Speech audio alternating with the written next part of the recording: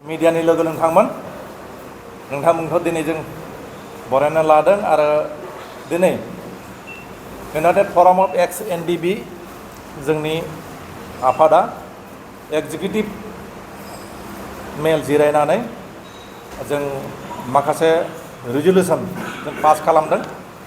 बेखौ नोंथांमोननि मीडियानि गेजेरजों जों रायजो राजाफोरनो आरो जोंनि मावथि सोद्रोमा बिथांमोननो जों फोरमायनो सानदों।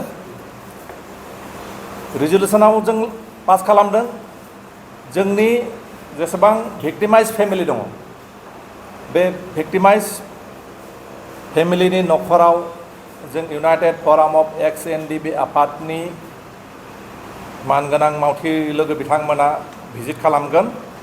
भिजिट खालामनानै बिथांमोननि हालोदफोरखौ जों मिथिनो लुबैगोन आरो आफादनिफ्राय जेसेबां हायो बिथांमोनखौ जों मदद हेफाजाब खालामनो नाजागोन। बेनि उनाव दङ जों एभ्रि डिस्ट्रिक्ट प्रत्येक जिल्लायाव जों मोनसे करि मनुमेन्ट माने मुंख्लं खाम्फा प्रत्येक जिल्लायाव मोनसे करि जों मुंख्लं खाम्फा गायसननो थाखाय जों थिरांथा लादों। मानोना जिथुनिखि सेन्ट्रेलाइज मोनसे मुंख्लं खाम्फा गायसननायनि खोथा दङमोन, नाथाय बिटिआर सरकारा दिनैसिमबो जोंनो जेबो फोरमायाखै बेसेबां डेभेलप जाना दङ, बबे जायगायाव खालामनो नागिरदों, बेनि हानि जिथु एलटमेन्ट बे हानि एलटमेन्टआ जादोंना जायाखै, खालामदोंना खालामाखै, बेनि बागै जोंनो मिथिहोआखै। बेनिखायनो जोंनिफ्राय जों गावनि आफादनिफ्राय प्रत्येक जिल्लायाव मोनसे करि जों मुंख्लं खाम्फा गायसननायनि थिरांथाखौ जों लादों। बेनिफ्राय प्रत्येक जिल्लायाव जों दासान्दि संकसनिफ्राय सदियासिम क'क्राझारनिफ्राय आप टु धेमाजिसिम डिस्ट्रिक्ट कमिटिफोरखौ जों दानानै लाखाबाय। दा डिस्ट्रिक्ट कमिटिफोरनि सिङाव आन्सलिक कमिटिफोरखौ दानायनि जों रिजोलुसन जों पास खालामदों।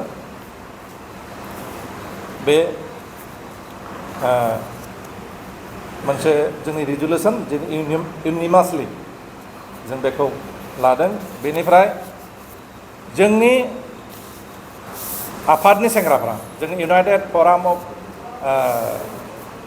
एक्स एनडिबिनिफ्राय सोद्रोमाफ्रा माखासे एसे पलिटिकेलि गुबुन पलिटिकेल पार्टिजों मटिभाइड जानानै माने गुबुननिफ्राय मटिभेसन मोननानै माने थांनो नागिरदों, गुबुन गुबुन पलिटिकेल पार्टियाव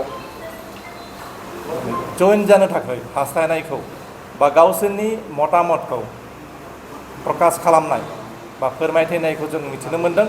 बेनिखाय जोंनि आफादनिफ्राय जोंनि सोद्रोमाफोरखौ जों रिक्वेस्ट खालामगोन, जों हांख्रायगोन जाहाथे खुनु मोनसे पलिटिकेल पार्टियावनो बाहागो लाया, बेयाव थांनानै बै पलिटिकेल पार्टिनि सोद्रोमा हिसाबै जइन जाहैया। मानोना जोंनि थांखिया, जोंनि एम्स एन्ड अबजेक्टिभ, जोंनि आइडिय'लजि प्रिन्सिपाला बिदि नङा। जों खुनु मोनसे पलिटिकेल पार्टिजों जों लोब्बा लाखिया आरो जों खुनु मोनसे आफादनि बा खुनु मोनसे पार्टिनि बा खुनु मोनसे हान्जानि बा खुनु मोनसे जातिनि धर्मनि खुनु मोनसे माबानि जों बेरेखा नङा आरो रावखौबो जों बुंनोबो थाङा। खिन्थु जोंनि सोद्रोमाफ्रा जाहाथे गुबुन राजखान्थि आफादाव थांनानै जइन जाहैया, बेनि थाखाय जोंनि सोद्रोमाफोरखौ नोंथांमोननि मीडियानि गेजेरजों गुरै खावलायनाय थाबाय।